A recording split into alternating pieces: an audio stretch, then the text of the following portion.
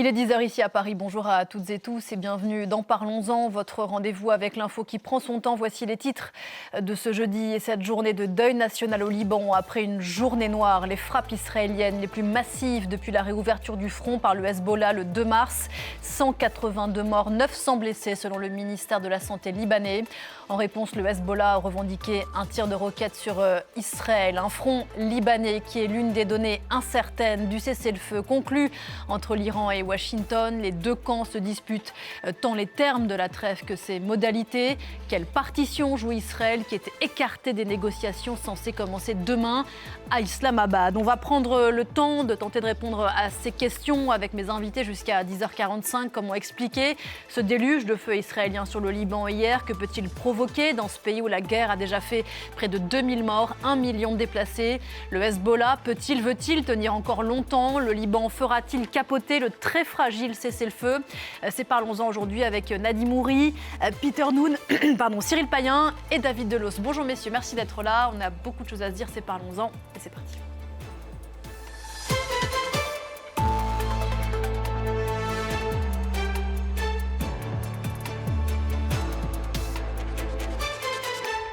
Bonjour Nadim Mouri.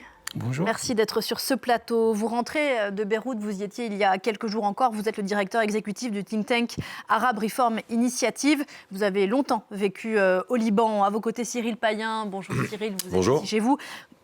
Grand reporter ici à France 24. Vous avez été bien sûr en mission de nombreuses fois au Liban. Bonjour docteur Peter Noone. Bonjour. Merci beaucoup d'être sur ce plateau. Vous êtes pédiatre, oncologue, chef de service à l'unité d'oncologie pédiatrique de l'hôpital Saint-Georges de Beyrouth. Les téléspectateurs de France 24 ont découvert votre visage il y a quelques jours à l'occasion d'un reportage qu'ont tourné nos envoyés spéciaux, Mélina Huette notamment, dans votre service auprès de vos patients, de vos petits patients qui ne peuvent pas pour certains recevoir les soins dont ils ont besoin à cause de la guerre. Vous nous raconterez leur sort dans quelques instants. Et puis David Delos, merci beaucoup David d'être avec nous. Vous êtes chroniqueur international ici à France 24. Israël, je le disais, a pilonné le Liban comme jamais depuis le début de la guerre, même comme jamais, disent certains, depuis le début des années 80 hier, avec ce bilan, 180 morts et sans doute ce bilan va s'alourdir, 900 blessés. Israël a divisé des cibles du Hezbollah, mais des civils aussi ont été touchés. On va revenir dans un instant avec vous, messieurs, sur les explications possibles à ces frappes très fortes. Mais d'abord, la situation dans les hôpitaux. Docteur Noone, on sait que beaucoup d'hôpitaux de Beyrouth ont fait appel à des dons de sang parce qu'il y avait un afflux de blessés trop important. Quelle est la situation ce matin ? Ce matin, c'est un peu plus calme, mais on a vécu ça 2 fois. Ça nous a un peu rappelé l'histoire de 4 août 2020. Et hier, c'était le 8-4. Donc, on a fait le 4-8, puis le 8-4. On parle beaucoup de ça au Liban. Donc, parce que l'hôpital Saint-Georges, vous travaillez, a été pulvérisé par l'implosion du port de Beyrouth. L'explosion de Beyrouth, c'était l'hôpital le plus touché. C'était complètement détruit. Donc, on a arrêté de travailler 3 semaines.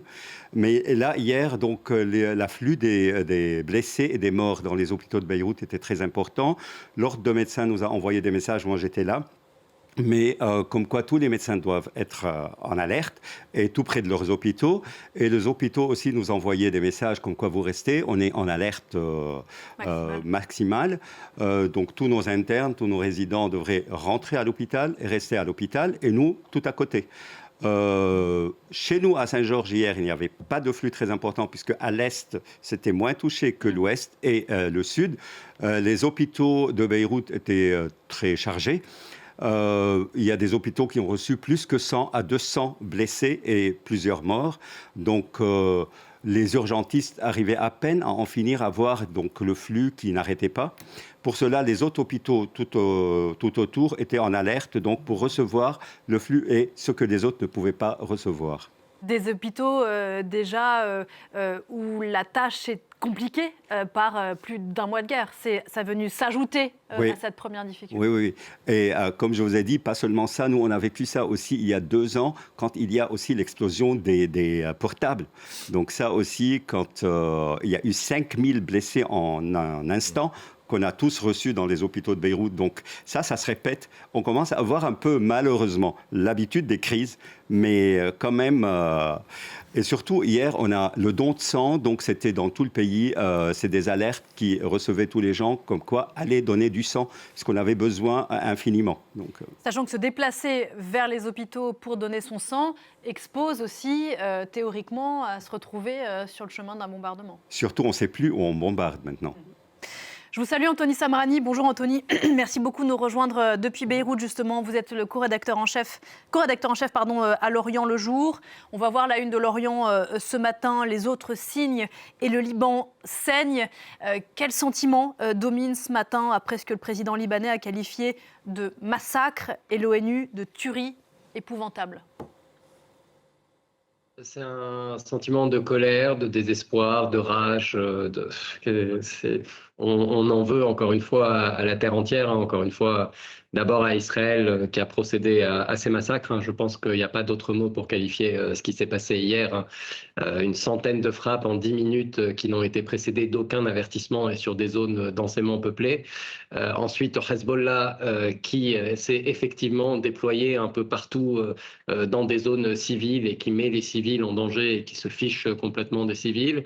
Aux trois puissances principales impliquées dans le conflit iranien qui à aucun moment ne s'intéresse de savoir si oui ou non le Liban doit être intégré au cessez-le-feu, sinon pour leur propre calcul personnel, c'est-à-dire qu'Israël veut continuer sa guerre au Liban et l'Iran veut se présenter comme le grand sauveur du Liban, c'est finalement tout ce qui les intéresse. L'Iran qui conditionne à présent la tenue des négociations à Islamabad à effectivement un cessez-le-feu au Liban, on va y revenir. On va écouter la réaction ce matin de l'ambassadeur d'Israël en France qui explique ces frappes israéliennes sur le Liban. Vous savez, cette guerre au Liban, nous ne l'avons pas demandée, elle nous a été imposée. Le Hezbollah, malgré nos menaces, malgré nos demandes, malgré ce que nous avons, les messages que nous avons envoyés directement et indirectement, n'a pas été désarmé et a tiré sur Israël, a initié cette guerre. C'est pas la première fois qu'il initie cette guerre.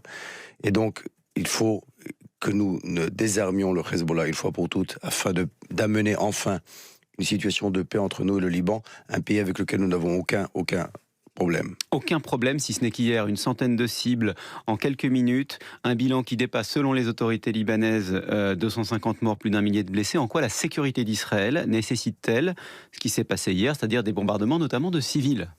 Non, ce n'est pas des bombardements de civils. Il est possible qu'il y ait eu des civils qui étaient touchés dans des bombardements de cibles du Hezbollah.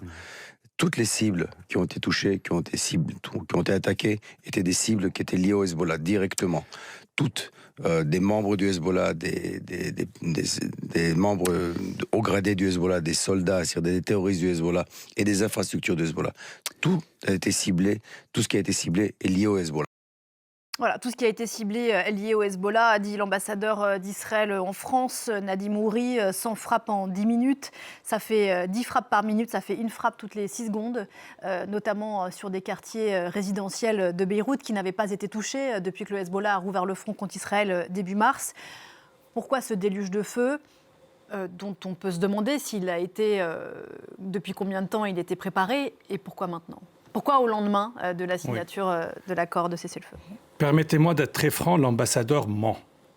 Et il ne faut plus le laisser parler comme ça sans qu'il soit questionné. Qu'il nous amène ces preuves que toutes les cibles étaient des cibles liées au Hezbollah. On les attend. Qu'il nous amène les preuves que c'était une guerre qui a été imposée aux Israéliens. Il y a eu un cessez-le-feu en 2024. Le Liban officiel voulait appliquer le cessez-le-feu. Israël a violé, pas selon le gouvernement libanais, selon les Nations Unies, 10 000 fois le cessez-le-feu. Donc il faut aussi, à un moment donné, arrêter. Parce que même dans sa logique, en fait, la seule partie qui peut vraiment désarmer le Hezbollah, c'est l'État libanais. Et tout ce que Israël est en train de faire, est au fait d'affaiblir cet État libanais. Et aujourd'hui, le Hezbollah va sortir de cette guerre renforcé, alors qu'il y avait 1 mois et demi, le gouvernement libanais essayait de le désarmer. Pour revenir à cette question, que voulait faire Israël ? À mon avis, pour revenir à votre introduction, ce n'est pas le Liban qui va peut-être faire capoter le cessez-le-feu, c'est Israël qui veut faire capoter le cessez-le-feu. Et c'est ce qu'ils ont voulu faire hier en attaquant de cette manière massive, commettre ces massacres, parce qu'ils espéraient que ça créera une grande réaction de la part du Hezbollah ou de l'Iran. et pour qu'après ils puissent dire, regardez, l'Iran n'est pas intéressé dans les négociations. C'est un peu la stratégie de Netanyahou depuis le début de ce conflit, d'essayer de créer des provocations, de dire aux Américains, nous on va y aller, donc vous devez vous joindre à nous. C'est ce qu'ils ont fait avec l'Iran, c'est ce qu'ils essayent de faire maintenant avec le Liban. Maintenant, il y a aussi un deuxième facteur qui rentre dans les calculs d'Israël, et là il faut revenir. Israël a toujours eu tendance, depuis la guerre de 2006, depuis 2024, avec Gaza, dès qu'il y a une annonce de cessez-le-feu, les 24 heures juste avant l'entrée de ce cessez-le-feu sont parmi les plus mortels. En 2006, les 2 derniers jours du conflit entre Israël et Hezbollah, Israël a lancé plus de 3 millions de bombes à sous-munitions, ce qu'on appelle les cluster munitions, alors que l'accord avait déjà été signé. Pourquoi ? Vous voyez, c'est toujours une idée d'essayer de finir avec une espèce de baroud d'honneur ou de terreur. Et je pense, hier, ils voulaient essayer de faire capoter les négociations. Cyril Payen. Oui, enfin, on n'est pas dans le cerveau, évidemment, des stratèges israéliens. Il est vrai que c'est vraiment la tendance, et on le voit avec cette hubris militaire, cette fuite en avant militaire menée par le Premier ministre Benjamin Netanyahou, pour ses raisons politiques, on les connaît, pour les raisons de tentatives absolument incroyables d'achever ce rêve d'un contrôle d'Israël sur l'ensemble du Proche-Orient. Est-ce que c'est un baroud d'honneur pour faire capoter ces négociations? Est-ce que c'est aussi une manière de mettre dos au mur, une fois de plus, l'Iran, lié à une forme de vexation du cabinet de guerre du Premier ministre Netanyahou, qui, ne semble-t-il, n'était pas à la manœuvre dans les négociations? Donald Trump a habitué le monde entier et même son meilleur allié Netanyahou à cela.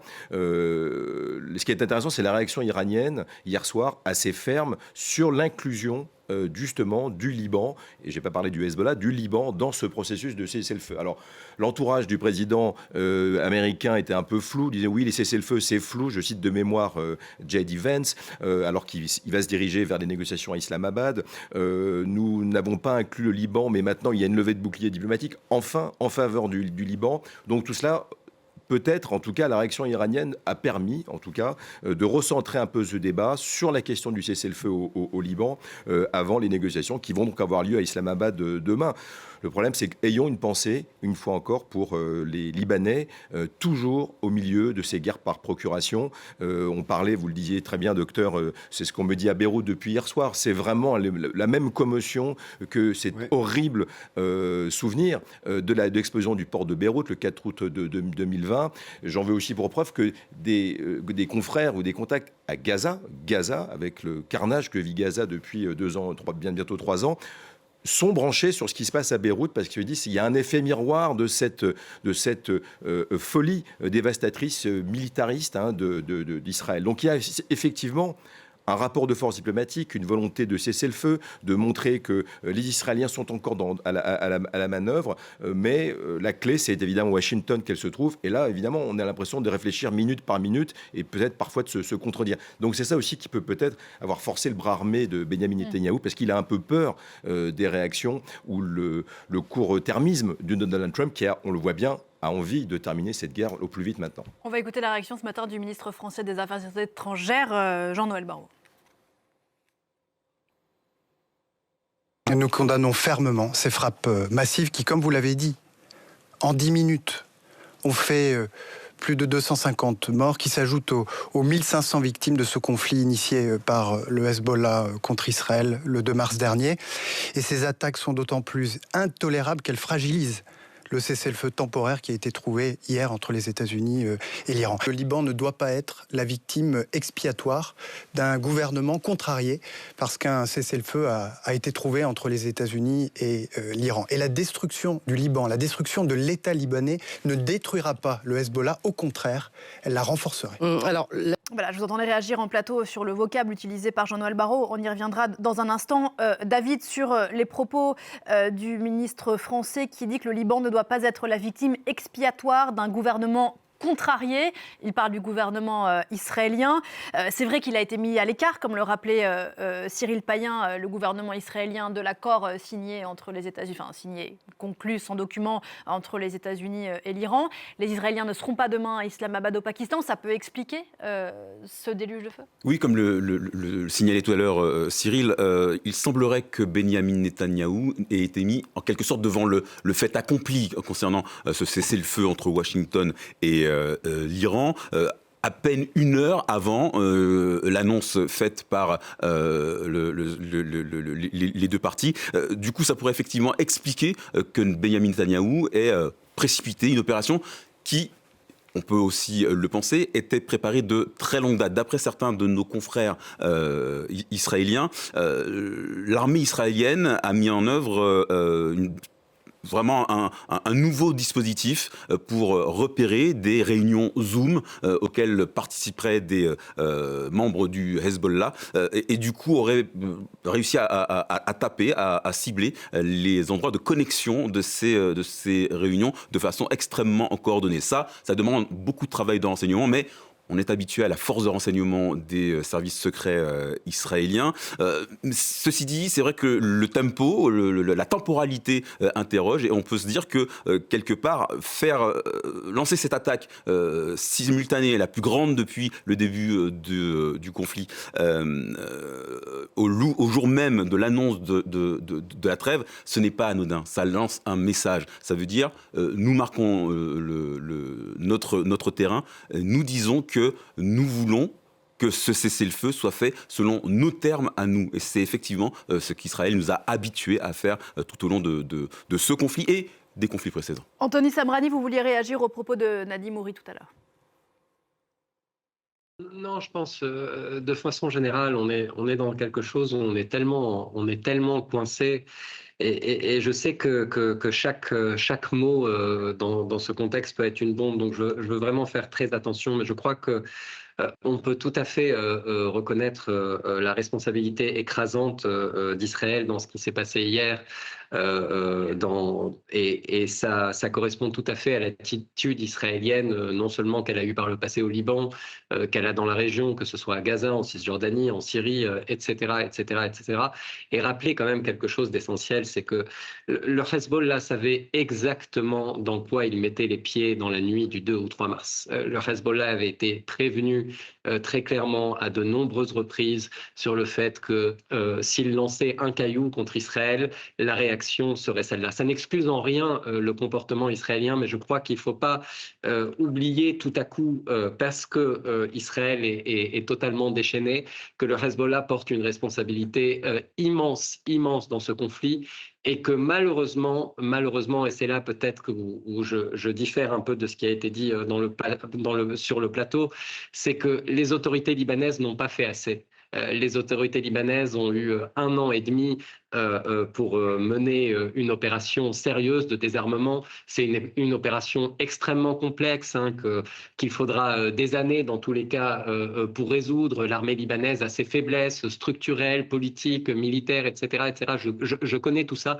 Je dis simplement que du point de vue des autorités, et je mettrai le Premier ministre de côté parce que lui avait une vraie intention d'y parvenir, mais que ce soit l'armée, le président de la République, le président du Parlement, Nabih Berri, qui est par ailleurs l'allié du Hezbollah, ils ont tous montré à des niveaux différents et pour des raisons différentes un manque de volonté, voire même une forme de collaboration, coopération avec le Hezbollah. Donc aujourd'hui, il y a trois vraiment niveaux de responsabilité. Il y a un État voisin qui est un État criminel, il y a une milice qui prend l'État en otage et qui, encore une fois, se fiche complètement du sort des Libanais. Et il y a un État qui doit être malheureusement notre seul salut, car le désarmement du Hezbollah ne peut passer que par l'État libanais et qui aujourd'hui se montre, comme trop souvent par le passé dans son histoire, beaucoup trop passif. Sur la responsabilité mais je suis d'accord. Après, je pense qu'il faut juste être très très clair. Ce qui s'est passé hier, ce sont des crimes de guerre.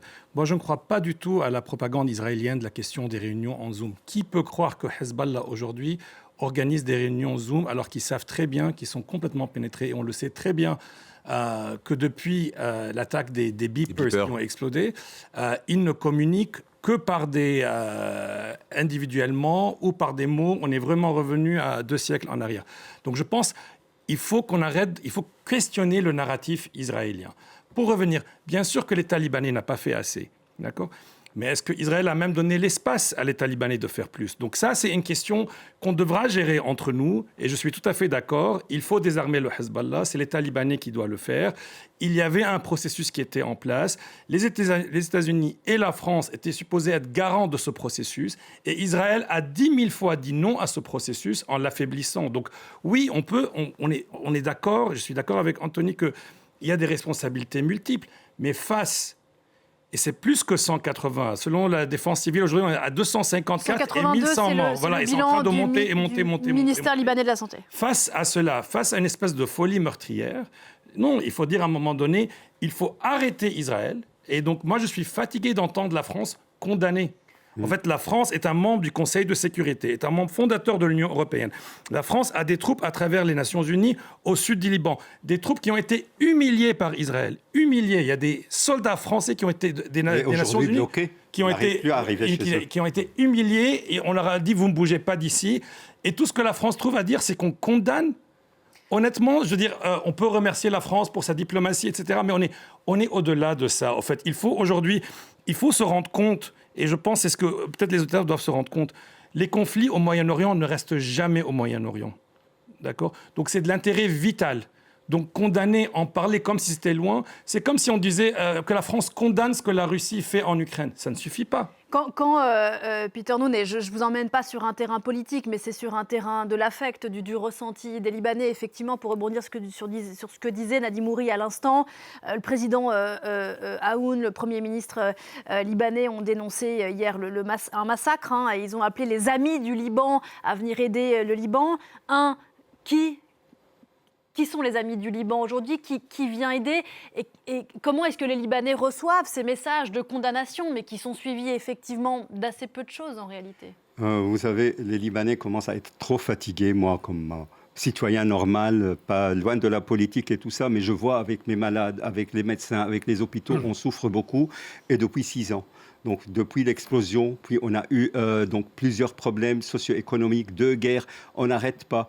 Depuis 1 an, on commence un peu de sortir la tête et avoir un peu plus de médicaments. Nous, on était l'hôpital du Moyen-Orient, l'hôpital de tout l'Orient. Donc, les gens venaient se faire traiter au Liban, donc avoir les congrès au Liban.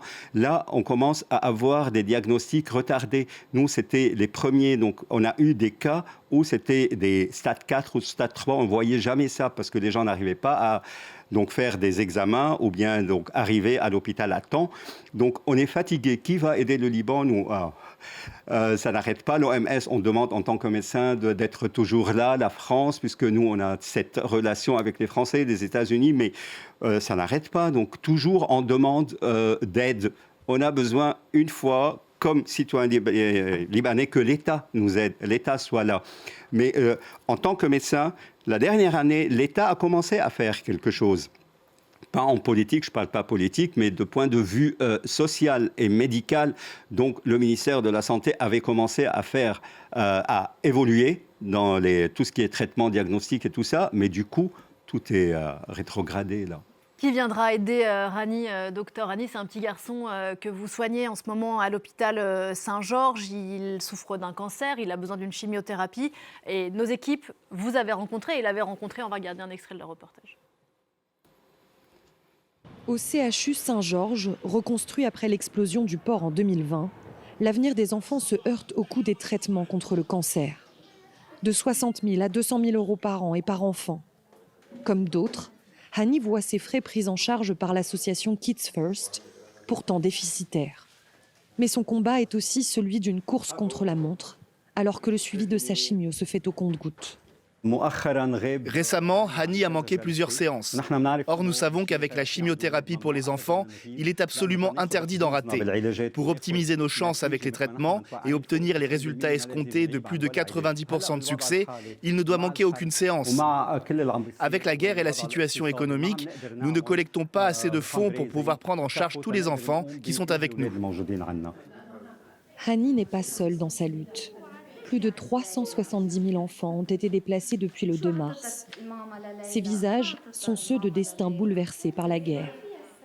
Du bout des doigts, ces petites filles et petits garçons effleurent des maisons de papier, seul refuge encore intact au milieu du chaos.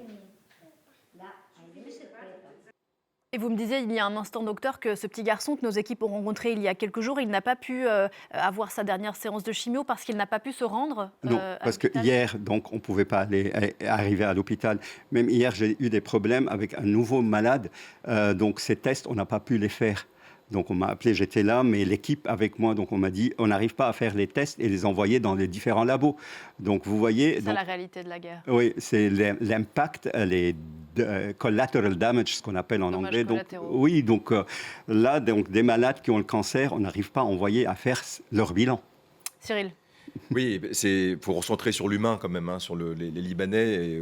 C'est un pays où j'ai beaucoup travaillé et on s'en prend forcément d'affection, surtout quand on est Français. Il y a vraiment une histoire commune qui est palpable dès l'arrivée à l'aéroport de Beyrouth. Mais il y a un mot, d'abord, dommages collatéraux. Vous avez bien raison de le dire, docteur, parce que les Libanais en ont absolument par-dessus la tête ras-le-bol des dommages collatéraux de guerre par procuration qui durent depuis des décennies. Puis il y a un autre mot aussi qui revient souvent dans l'esprit quand on pense aux Libanais, c'est la résilience. Alors je peux vous dire, c'est devenu vraiment un gros mot. Parmi tous mes amis libanais, ils me disent, on va encore nous dire d'être résilient. On n'en peut plus d'être résilient, parce qu'en fait, déficit d'État. Il est vrai que l'État avait progressé depuis quelques mois, le renforcement de l'État, mais ce manque d'État, ce fait d'être toujours blackboulé entre ces guerres de procuration par des parrains ou des ennemis qui sont des voisins, ça ne fait que fonctionner par une énorme diaspora, ce sens du collectif, de la communauté et cette résilience qui est vraiment devenue un gros mot. Et j'ajoute que ce qui se passe aujourd'hui, et c'est ça qui est, pour moi, l'observateur est assez emblématique d'un des mots du Liban, c'est le communautarisme. Parce que, par exemple, sur ce plateau, il n'y a pas du tout de dispute, mais on n'arrive pas à être d'accord, vous, Libanais, n'arrivez pas à être d'accord sur le début des responsabilités de ce qui est arrivé hier. Est-ce que c'est trop de Hezbollah? Est-ce que c'est l'hubris militaire israélien? Est-ce que c'est le parrainage iranien? Est-ce que c'est l'Amérique aussi qui soutient Israël? En fait, on n'est pas tout à fait d'accord. Il y a un accord sur la responsabilité partagée, en tout cas. Oui, mais on revient à une forme de communautarisme dans le langage. Au même titre, quand la dernière campagne israélienne en 2024, en octobre, où nous étions, où les drones étaient au-dessus de Beyrouth, comme ça n'a jamais cessé d'ailleurs, on voyait bien que dans des communautés chrétiennes, par exemple, dans le centre de Beyrouth, recevaient des réfugiés internes, des réfugiés libanais du Sud, et avaient peur à un moment de les avoir comme réfugiés, puisqu'ils allaient être eux-mêmes cibles des bombardements israéliens. On l'a vu et revu. Donc tout cela crée de la peur entre communautés, et c'est peut-être en cela, c'est ça peut-être le vrai danger qui guette le Liban, une nouvelle entrée dans ce qu'on pourra appeler une guerre civile. Évidemment, attention aux mots, mais c'est dangereux, c'est un peu palpable. Oui, non, mais qu'on soit en désaccord, je pense, Anthony et moi, c'est normal qu'il y ait un débat démocratique. Mais pour revenir sur cette question, ce communautarisme, il faut aussi reconnaître qu'il y a des responsabilités extérieures. Je ne dédouane en rien la responsabilité des Libanais et notre échec à construire un État. Mais par exemple, qu'est-ce qu'Israël a fait ? Dès qu'il y avait des déplacés chiites dans une certaine région, ils tapaient. Ils disaient, bon, il y avait quelqu'un du Hezbollah. On ne savait pas qui, comment, qu'est-ce qu'il venait faire, mais ils tapaient. Donc, bien sûr, la communauté va avoir peur. On l'a vu, il y a quelques jours, il y a des frappes, et puis ils lancent comme ça, à travers leur propagande, des rumeurs. Les gens ne savent pas qu'est-ce qui est vrai, qu'est-ce qui n'est pas vrai. L'État n'est pas là pour établir la vérité, l'État n'est pas là pour protéger. Donc, que font les gens ? Ils retombent sur leur communauté. Donc, effectivement, c'est un grand problème. Avec une paranoïa qui gagne un peu, non ? Honnêtement, si la même chose s'était passée en France, je suis sûr que les Français auraient été 10 000 fois plus paranoïaques. Sans jugement. Non, je veux juste qu'on soit vraiment très, très honnête. Je veux dire, ce que le Liban est en train de subir et a subi depuis 2024, c'est quand même incroyable. Je veux dire, il y a quand même mettez-vous... une personne qui parle au nom de l'armée israélienne va sur Twitter, sur X, il dit, bon, aujourd'hui, on va bombarder X, Y, Z, évacuer, et tout le monde est censé évacuer dans l'heure. Je veux dire, il y a une espèce de violence psychologique qui est énorme. On parle des morts et des blessés. Si on veut parler de ce qui s'est passé dans la psychologie des Libanais toutes ces années, c'est énorme, énorme. On pourrait avoir une autre émission là-dessus.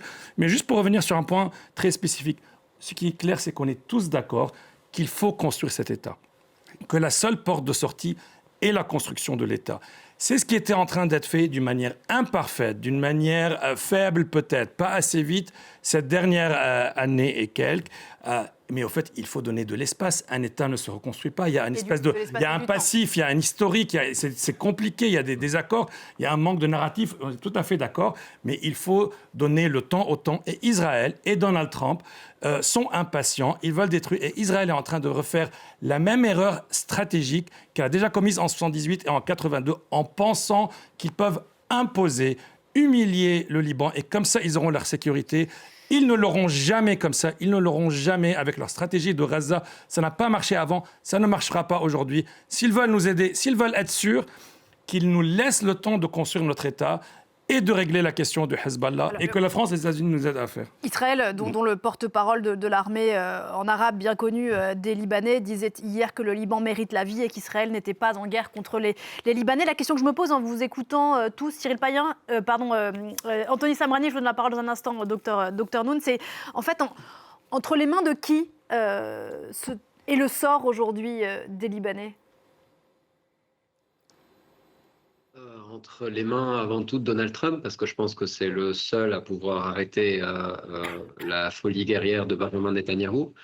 Entre les mains donc du Premier ministre israélien. Donald Trump s'intéresse-t-il aujourd'hui au sort des Libanais ? Cette partie est tout à fait exclue. Non, il s'en fiche complètement. Si vous me demandez aujourd'hui quel est le moyen, à mon avis, le plus rapide et le plus réaliste pour mettre fin à cette guerre, c'est un État qui se montre beaucoup plus proactif, qui va faire le tour des capitales et qui va dire, et je sais que c'est facile à dire et c'est beaucoup plus difficile à mettre en œuvre, mais qui va dire à Washington, qui va dire à Paris, qui va dire, etc. Je suis prêt à mettre en œuvre un vrai plan de désarmement du Hezbollah. J'ai besoin d'aide, mais pour le faire, j'ai besoin non seulement d'un arrêt des opérations, mais d'un retrait total de la part des Israéliens. Ce discours tombera peut-être dans l'oreille d'un sourd, puisque chacun fait ses calculs et comme vous venez très bien de le rappeler, s'en fiche du Liban.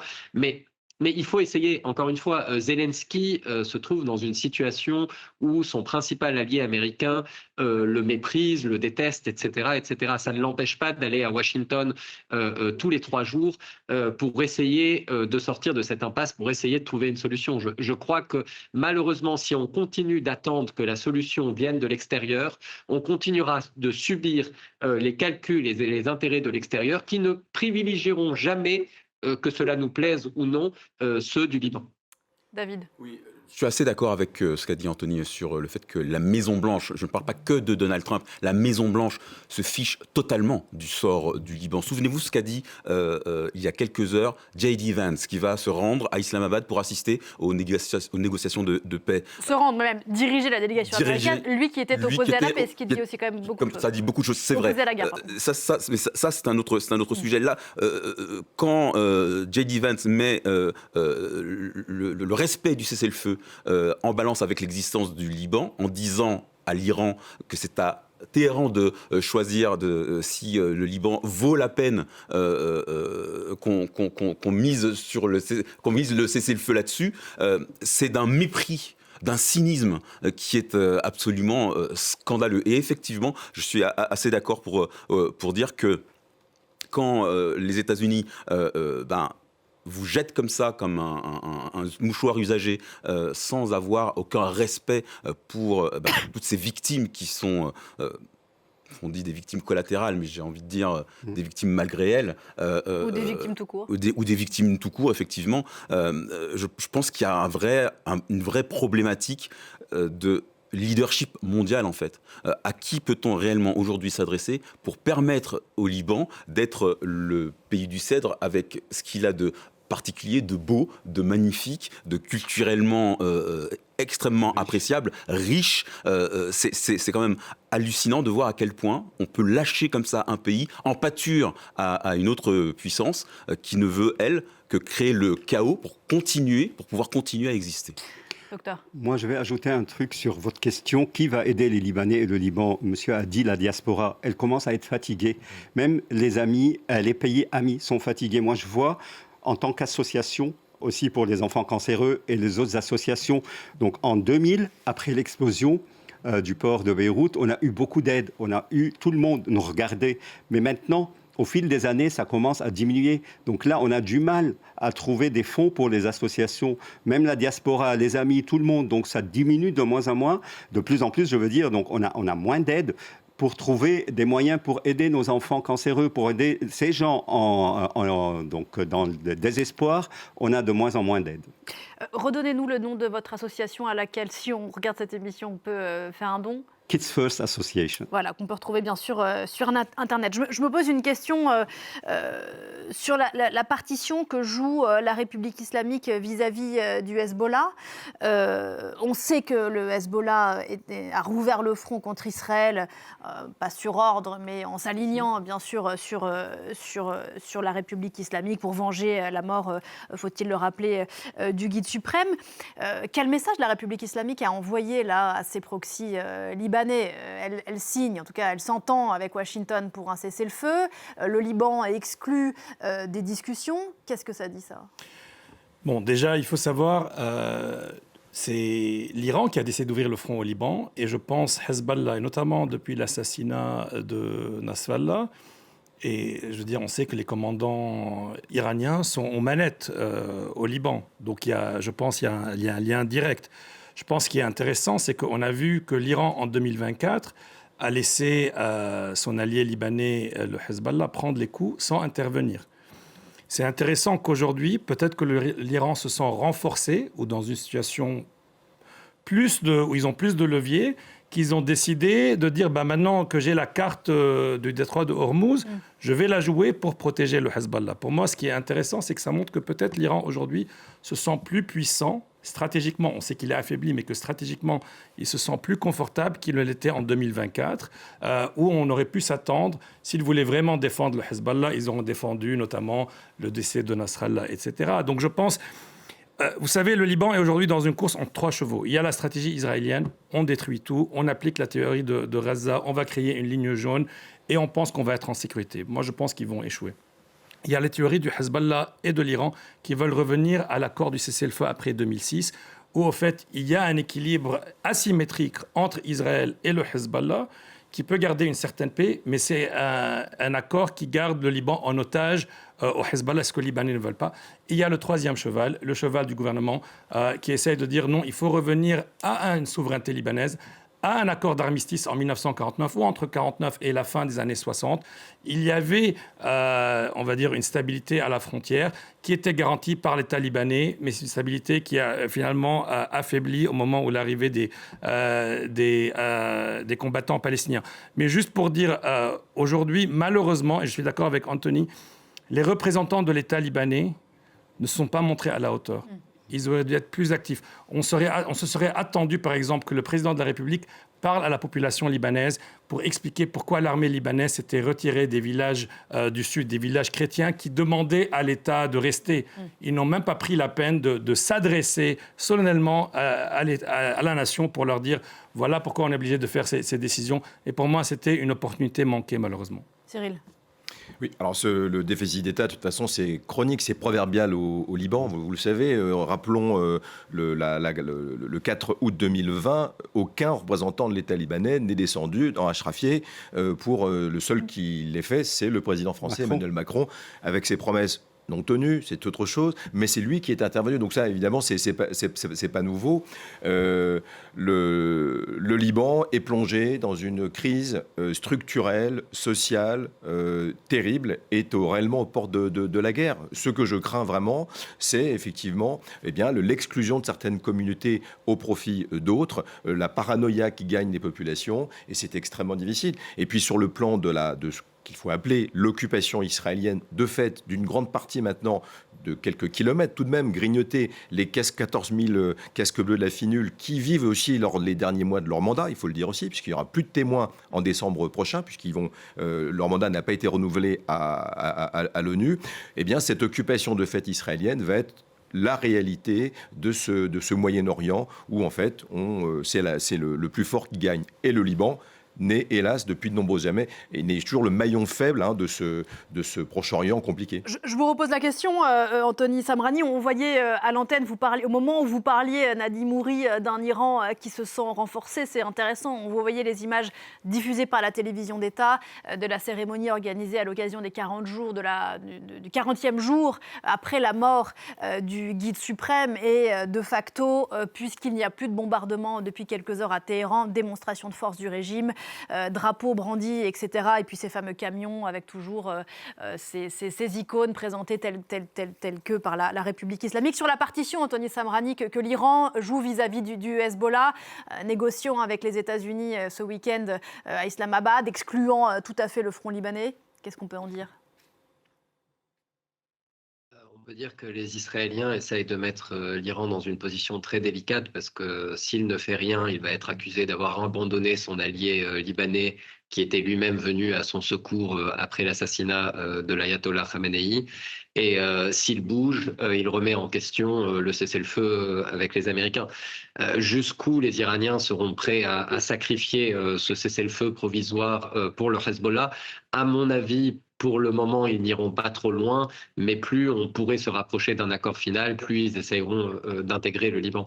Je voudrais juste revenir, si vous me le permettez, sur le constat général sur l'état dans lequel se trouve le pays aujourd'hui. Je crois que, moi, à titre personnel, honnêtement, j'ai jamais été aussi désespéré quant à la situation au Liban.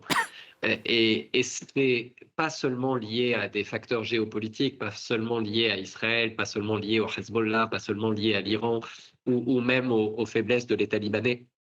C'est que, je crois que ça a été dit aussi tout à l'heure dans le plateau, c'est que on constate, on remarque encore plus cette guerre-là, à quel point ces conflits font du mal aux têtes, à quel point ils sont en train de radicaliser les gens, à quel point ils sont en train de les rendre plus violents, beaucoup moins tolérants, qu'ils perçoivent de plus en plus l'autre, le voisin, le collègue, etc., comme un ennemi. Et ça, c'est des choses qui sont vraiment ancrées très profondément aujourd'hui dans l'esprit libanais et qui donnent de plus en plus le sentiment que ce pays ne s'en sortira jamais. Et qu'à la fin de cette guerre, dans le meilleur des cas, on sera dans une espèce de zone grise dans laquelle nous allons végéter encore des années, ni guerre, ni paix, etc. Et dans le pire des cas, nous aurons à la fois l'occupation israélienne au sud et la guerre civile au nord. La réalité sera probablement entre les deux, mais c'est pour vous dire à quel point les perspectives aujourd'hui sont extrêmement noires, quel que soit ce qui se passe aujourd'hui. Hein. Mais là aussi pour vous dire à quel point nous sommes dans une impasse, c'est-à-dire que s'il n'y a pas de cessez-le-feu, Israël va continuer de détruire le Liban en toute impunité pendant encore des semaines, des mois, jusqu'à ce que quelqu'un l'arrête. S'il y a aujourd'hui un cessez-le-feu qui est obtenu par la partie iranienne, cela va renforcer non seulement l'influence de l'Iran au Liban, mais celle du Hezbollah au sein de l'État libanais. Et ça va rendre encore plus compliqué pour les autorités libanaises de sortir de ce giron iranien dans lequel est enfermé l'Iran depuis des décennies. Donc, quels que soient les scénarios qui se présentent à nous aujourd'hui, nous sommes complètement coincés. C'est très sombre. C'est sombre, ouais. C'est très sombre. Mais c'est tellement vrai. Ouais. C'est tellement vrai. Parce que ce dont l'État israélien ne se rend pas compte, c'est qu'il est effectivement en train de créer toute une génération, voire des générations d'enfants de la guerre. Et il n'y a rien de pire que ça, que d'avoir des gens qui sont au désespoir. Les mots d'Anthony sont très forts, hein, quand il dit qu'il est désespéré. Enfin, c'est un intellectuel, c'est un journaliste qui travaille dans un grand quotidien libanais. Il est désespéré. Vous vous rendez compte de la force des mots utilisés. Je sens aussi votre colère, votre passion lorsque vous en parlez. Ce qui est absolument étonnant, c'est de se dire qu'on a à côté un État d'Israël qui veut Cyril l'a évoqué tout à l'heure, étendre son hégémonie à l'ensemble du Moyen-Orient, ce qui est totalement illusoire. Il faut bien se le mettre en tête. Et quand on a une émission qui s'appelle Liban, éternel oublié de la paix, j'ai envie de dire Liban, éternel pion de la guerre, toujours perdant, jamais gagnant. Et au moment où effectivement les choses commencent à un peu s'améliorer, on a vraiment l'impression qu'on fait tout pour remettre la tête des Libanais sous l'eau. Nadim Mouri, pour conclure, on voit à l'instant, on voit à l'antenne les images en direct de Beyrouth et l'un des immeubles qui a été détruit hier dans des frappes. Ce que ça fait aux têtes, pour reprendre l'expression d'Anthony Samrani, ça sera plus difficile à surmonter encore que ce que ça fait aux bâtiments, aux immeubles de Beyrouth. Ça c'est sûr, on peut reconstruire, les Libanais ont cette habitude. Et je peux partager la frustration et quelque part le désespoir d'Anthony, mais en même temps, parce qu'il y a toujours un en même temps, je pense que tout n'est pas écrit. C'est-à-dire, effectivement, une analyse froide, analytique de la situation montre qu'aujourd'hui, les possibilités sont très tristes. Mais moi aussi, je pense qu'on vit un moment régional et aussi international où tout peut basculer très, très vite. Il n'y a rien qui tienne aujourd'hui. Donc, cette idée que on va revenir, je pense on a une obligation de continuer à imaginer un futur différent parce que on est dans un moment, ce que Gramsci appelait l'interregnum. C'est un moment où rien n'est clair, où il y a un Trump qui a la tension d'une fourmi sur ses dossiers importants, etc. Mais je pense qu'on est à un point de bascule. Et à mon avis, l'hubris israélien qu'on a vu à Gaza, qu'on a vu en Syrie, qu'on voit au Liban, etc., est en train d'atteindre ses limites. On est à son paroxysme. Il fait très, très peur aujourd'hui. Mais moi, je pense que c'est une fuite en avant. Et comme toute fuite en avant, il y a une réalité qui va le rattraper, une réalité politique, un changement des intentions de vote aux États-Unis, une réalité démographique qui va le rattraper, une réalité économique. Et je pense que la région ne s'est pas encore stabilisée. Et j'espère et je continue à œuvrer pour qu'on imagine un autre Liban qui n'aura pas simplement toute sa place dans ce nouveau Moyen-Orient, mais qui peut-être pourra agir comme espace de réflexion d'autres modes de gouvernance. C'est peut-être naïf de le dire aujourd'hui, mais je pense qu'il faut continuer à imaginer un monde meilleur, parce qu'en tous les cas, le monde de Netanyahou n'est pas simplement sombre pour le Liban, il est sombre franchement pour une grande partie du monde. Tout n'est pas encore écrit, alors on va s'arrêter là. Merci beaucoup à tous les 5 d'avoir participé à cette discussion, à revoir en replay, réécouter en podcast. Merci beaucoup Anthony Samrani, nos pensées accompagnent les Libanais en ce jour de deuil national. Merci beaucoup, à très vite.